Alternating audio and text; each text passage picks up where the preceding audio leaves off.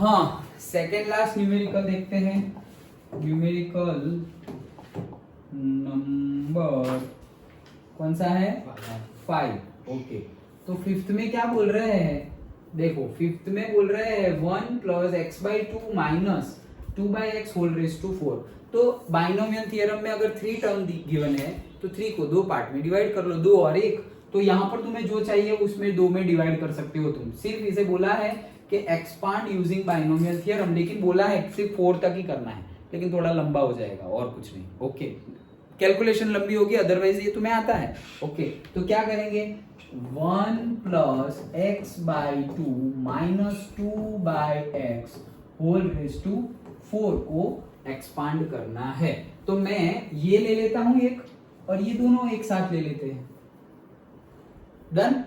Okay, चलो तो करते हैं। थोड़ा लेंथी हो जाएगा, अदरवाइज ये तुम्हें आता है, सिंपली फॉर आगे ही बढ़ते जाना है। से 4c0 1 raise to 4 and this raise to 0, ऐसा ही होगा। लिखू क्या? x by two minus 2 by x whole raise to क्या हो जाएगा? 0। डन? ये पहली टर्म होगी। देन प्लस, ये देखो बीच में प्लस है, हाँ, तो हर बार प्लस ही आएगा। Okay, then 4c1 1 raised to 3 and x by 2 minus 2 by x whole raised to 1. Then plus 4c2 1 raised to 2 and x by 2 minus 2 by x whole raised to 2 plus 4c3 1 raised to 1 and x by 2 minus 2 by x whole raised to 4 नहीं 3 3 and last 4c4 1 raised to 0 and x by 2 minus 2 by x whole raised to 4। यहां तक expansion हमें करना था। Done?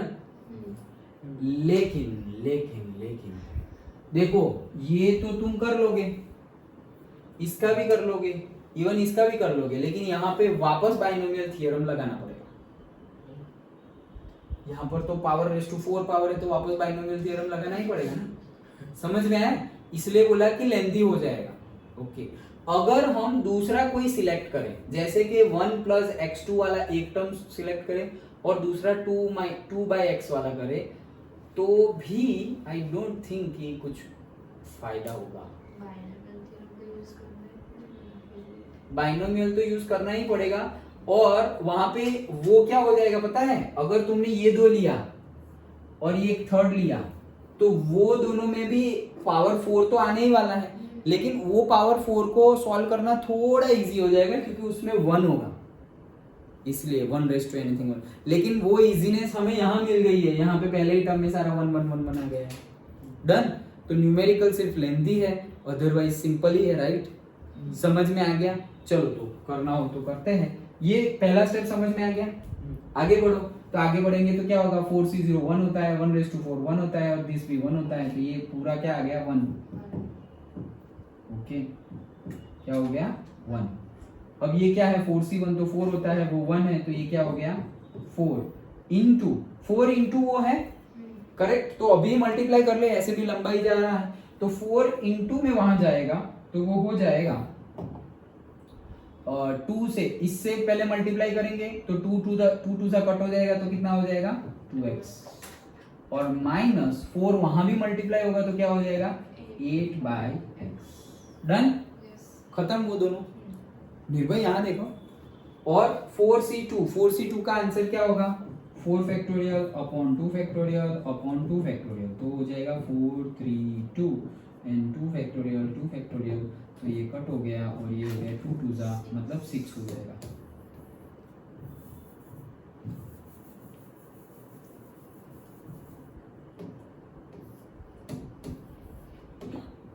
Six हो जाएगा। Okay, तो ये कितना हो गया? 6। ये तो 1 ही है। अभी इसका स्क्वायर करना है, वो फॉर्मूला तो हमें आता है, ये स्क्वायर का फॉर्मूला। तो a प्लस बी, ओके, तो यहाँ लिखता हूँ a का स्क्वायर मतलब x square by 4 plus b का स्क्वायर, सो से 4 बाई एक्स स्क्वायर, और से यहाँ बीच में माइनस है तो माइनस आएगा, 2ab, करेक्ट। सो 2a क्या है x/2 और b क्या है 2/x।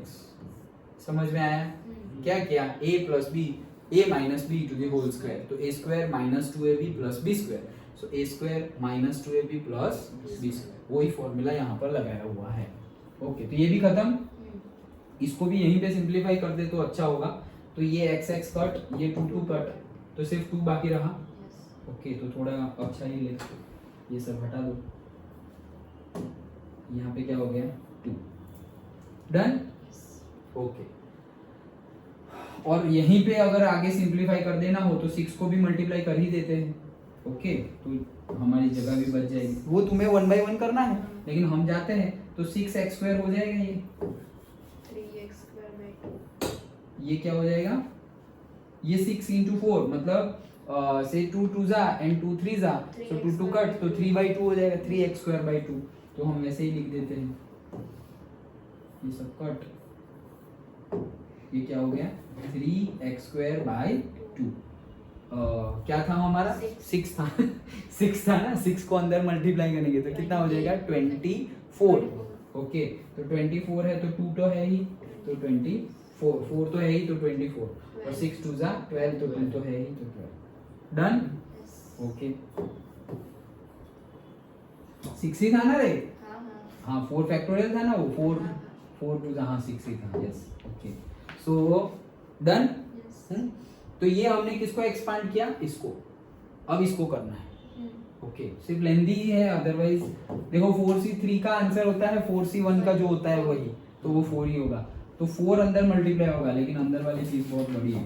Okay, a minus B to the whole cube, so a cube minus b cube minus 3ab into a minus b, so a cube तो x का cube और 2 cube मतलब 8a cube minus b cube, तो क्या हो गया 8 minus x का cube, a cube minus b cube minus 3ab करेंगे तो कट कट कट कट सब खत्म। Okay, so 3ab into bracket a minus b।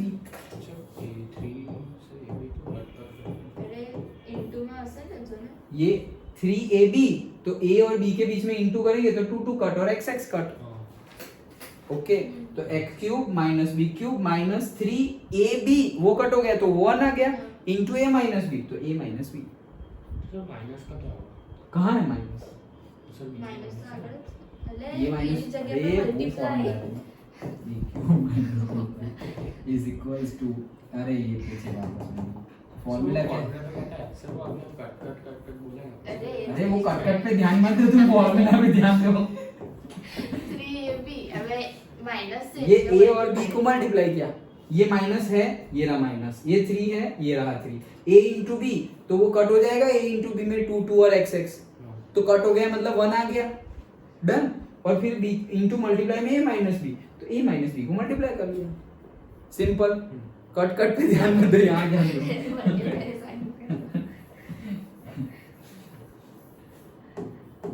हाँ, तो ये हो गया, और कुछ बाकी है नहीं बाकी है। अब इसको ही अंदर मल्टीप्लाई कर देंगे तो ये 4 2 जा हो जाएगा, करेक्ट, और 4 8 जा कितना हो जाता है 32, बहुत गंदा हो गया है, और 4 3 जा लिखो यार, बहुत ज्यादा है, हो जाएगा ना, लेकिन देखो ये हो गया हमारा, और इसको तो तुम्हें बाइनोमियल से एक्सपांड करना है। उसका तो फॉर्मूला भी नहीं पता है, उसको तो तुम्हें बाइनोमियल से एक्सपांड करना है, लेकिन ज्यादा मार्क्स में पूछेंगे, चिंता मत करो। हाँ 4-5 मार्क्स में पूछेंगे, लेकिन कुछ है क्या, कुछ भी नहीं, फॉर्मूला लगाते जाना है, दैट्स इट। लेंथी है, आगे वाला भी मोस्टली ऐसा ही होगा। हाँ देखो 3 टर्म्स होगी ना, वहां पे लंबाई होगा। अब 3 में भी तुम्हें क्या करना है, 2 लो और फिर 1 लो और फिर वापस ऐसे ही जाओ, डन। ओके, कर लोगे एज अ होमवर्क, या करे अभी 10 मिनट 5 मिनट, करना कुछ नहीं, इसको ही आगे बढ़ाना है और क्या। देखो तो ये हमने ये क्यूब को एक्सपांड कर दिया, अभी मैं ये 4 को अंदर मल्टीप्लाई कर दे रहा हूं, तो 4 को अंदर मल्टीप्लाई, अच्छी जगह लिखा हुआ है, चलो 4 को अंदर मल्टीप्लाई करेंगे तो क्या हो जाएगा, प्लस यहाँ पे 4 2 हो जाएगा तो x³/2 हो जाएगा, डन। फिर ये यहाँ मल्टीप्लाई होगा तो 4 8 32 डिवाइडेड बाय x का क्यूब, और अब ये भाई साहब 3 4 क्या हो गया 12, यहाँ पे -12 है, 3 4 12 हो गया, ये -12 है, ये -12 अंदर जाएगा तो माइनस हो जाएगा, तो 6 आ जाएगा, 12 और नीचे 2 है तो 6 हो जाएगा 6x, फिर माइनस माइनस प्लस 12 अंदर जाएगा तो 12 2 24/x, डन, पक्का। तो ये सब अब रब कर दो, ये हमने किया, ये भी हो गया।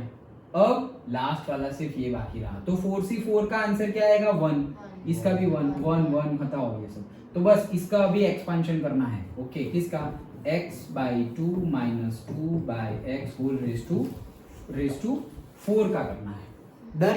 तो फिर वो तो बाइनोमियल अगेन लगाना पड़ेगा, क्या होगा 4C0 x/2 whole raise to 4 and 2/अरे माइनस है, सो प्लस और माइनस, तो -2/x whole raise to 0, done, हाँ या ना, ओके चलो, plus 4C1 x/2 whole raise to 3 and -2/x whole raise to 1 plus 4C2 x/2 whole raise to 2 and -2/x whole raise to 2, done, plus 4C3 x/2 whole raise to 1 and -2/x whole का cube, and last step 4C4 x/2 to the whole raise to 0 and -2/x whole raise to 4, done. ये तो एक numerical ही अलग से हो गया, ये numerical तो तुम्हें आता ही है एक्सपांड करना, तो वो न्यूमेरिकल पूरा तुमने किया, फिर इसका जो आंसर आएगा उसको तुम्हें यहाँ पे सिर्फ प्लस क्या करना है, प्लस करना है, दैट्स इट।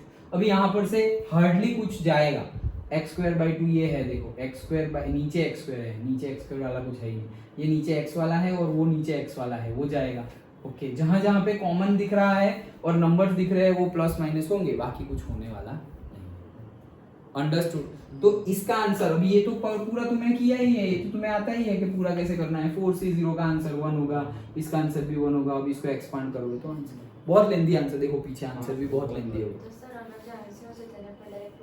हाँ, इसका जो आंसर है यहाँ तक का तो हमने ये किया हुआ ही है, ओके। अब ये फाइनल टर्म को हम एक्सपांड कर रहे हैं तो वो एक्सपांशन ये रही। अब ये जो भी आंसर है उसको यहाँ पे प्लस करके लिख देना है। प्लस करके लिखने के बाद सपोज यहाँ 2x है और यहाँ पर -6x है, तो उसको तुम्हें फाइनली -4x करना पड़ेगा, ओके। यहाँ पर से 24/x है और यहाँ पे -8/x है, तो वो हो जाएगा +16/x। जो प्लस माइनस हो रहा है उसको करो, अदरवाइज जो भी लेंथी आंसर है उसको रहने देना पड़ेगा, अंडरस्टूड। और इसके बाद वाले न्यूमेरिकल में भी सेम है, तुम कोई भी ग्रुप बना सकते हो कि भाई 3x² का बनाया और यहाँ से माइनस कॉमन ले लिया और फिर ये वाला ग्रुप बनाया, ऐसा भी कर सकते हो। या फिर सिंपली 3x² - 2ax को साथ में रखो और प्लस करके 3a² को साथ में रखो, मतलब अलग रखो। तो ये पूरा a हो गया और ये पूरा b हो गया, तो a + b होल क्यूब का बाइनोमियल थ्योरम। होल क्यूब है रे, ओके, होल क्यूब है तो तुम बाइनोमियल ना लगाओ तो भी हो जाएगा। कैसे? इसको a माना है और इसको b माना है, तो a + b होल क्यूब का फॉर्मूला पहले लगा दो, फिर a की वैल्यू पुट करो, फिर b की वैल्यू पुट करो। लेकिन यूजिंग बाइनोमियल थ्योरम बोला गया है तो करना पड़ेगा, बोला गया है ना using binomial theorem. Otherwise cube के लिए तो तुम क्या करोगे, इसको a मान लिया, इसको b मान लिया, a + b होल क्यूब, फिर पूरा a + b का फॉर्मूला लिख दिया, जहां जहां a है वहां ये लिख दिया और जहां जहां b है वहां ये लिख दिया। लेकिन ऐसा हो सकता है आंसर वेरीफाई तुम क्रॉस चेक कर सकते हो, लेकिन करना तो बाइनोमियल थ्योरम से ही है क्योंकि लिखा गया है यूजिंग बाइनोमियल थ्योरम। अंडरस्टूड? पक्का समझ में आया? तो बहुत ही इजी, बस कंप्लीट करें इधर, ओके। तो बहुत ही इजी चैप्टर था हमारा, एक ही थ्योरम है जिसके बेस पे पूरा का पूरा चलता ही जा रहा है। लेकिन अगेन ये आने के लिए हमें बेसिक्स, परम्यूटेशंस, कॉम्बिनेशंस तो आना ही चाहिए, ओके। जो बीच बीच में यूज हो रहा है वो ना आए तो भी फॉर्मूला तो एटलीस्ट आना ही चाहिए। ना क्यों आएगा, हमने भी वो भी बहुत डिटेल में किया है। सो बहुत ही छोटा चैप्टर, एक एक्सरसाइज एंड एक मिसलेनियस, तो हमारा चैप्टर कंप्लीट होता है। डन। ओके, तो ये हमारा कौन सा 6th या 7 चैप्टर नंबर 7 यहाँ पर कंप्लीट होता है। अंडरस्टूड। ओके, अगर अभी तुम्हें करना क्या है, ये एग्जाम्पल, ये जो आधा थोड़ा बाकी है, आधा तो नहीं 10% जो बाकी है वो, और एग्जाम्पल्स, इसके जो एग्जाम्पल्स होंगे वो सॉल्व करो। डाउट्स होंगे तो तुम्हें पूछने ले। हाँ हाँ, 6 क्वेश्चन भी करना है, यस। और अगर डाउट हो तो यू कैन आस्क, बट देखो पहले से बता रहा हूँ, समझ में आना एंड लिखना दोनों अलग अलग बातें हैं। तुम्हें पूरा मैथ समझ में आ जाए डज नॉट मीन कि 100 आउट ऑफ 100 आ गए। मैथ्स तो प्रैक्टिस की बात है, प्रैक्टिस करनी ही पड़ेगी। अंडरस्टूड। तो डेली प्रैक्टिस रखो, ऐसा नहीं चलेगा। ओके, अभी जैसे तुमने बोला कि तब के बाद अभी मैथ्स पकड़ा, ऐसा नहीं। डेली प्रैक्टिस रखो मैथ्स की, मतलब 1 घंटा तो रोज करना ही है। रोज 1 घंटा निकालो टाइम, फालतू टाइम हमारा बहुत वेस्ट होता है। आइडेंटिफाई करो और फिर वहां से रोज 1 घंटा तो निकालो ही, कंपलसरी मैथ्स करना है। क्योंकि वो मैथ्स, मतलब मैथ्स तो है ही, फिर सपोज फिजिक्स के न्यूमेरिकल्स है, केमिस्ट्री के न्यूमेरिकल्स, जो तुम्हें कैलकुलेट करना है। ओके, तो वो तो प्रैक्टिस करनी ही पड़ेगी। डन। क्योंकि तुम ये एग्जाम के 1 दिन आगे थियरी पढ़ सकते हो, थियरी रिवाइज कर सकते हो। एग्जाम के 1 दिन आगे तुम सारी की सारी एक्सरसाइज दर सॉल्व नहीं कर सकते। सपोज एनसीईआरटी फिजिक्स केमिस्ट्री में भी न्यूमेरिकल्स है, तो एग्जाम के 1 दिन आगे तुम थियरी पढ़ोगे या न्यूमेरिकल सॉल्व करने बैठोगे। मैथ्स में भी सारी एक्सरसाइज, सपोज 3 एक्सरसाइज है, मिसलेनियस के मिलके 4 या 3 या 4 एक्सरसाइज है, तो वो 3-4 में रफली 30-40 सपोज न्यूमेरिकल हुए, तो वो एक चैप्टर के। तो अगर 5 चैप्टर है तो भाई तुम 150-200 न्यूमेरिकल्स 1 दिन में कैसे कर पाओगे।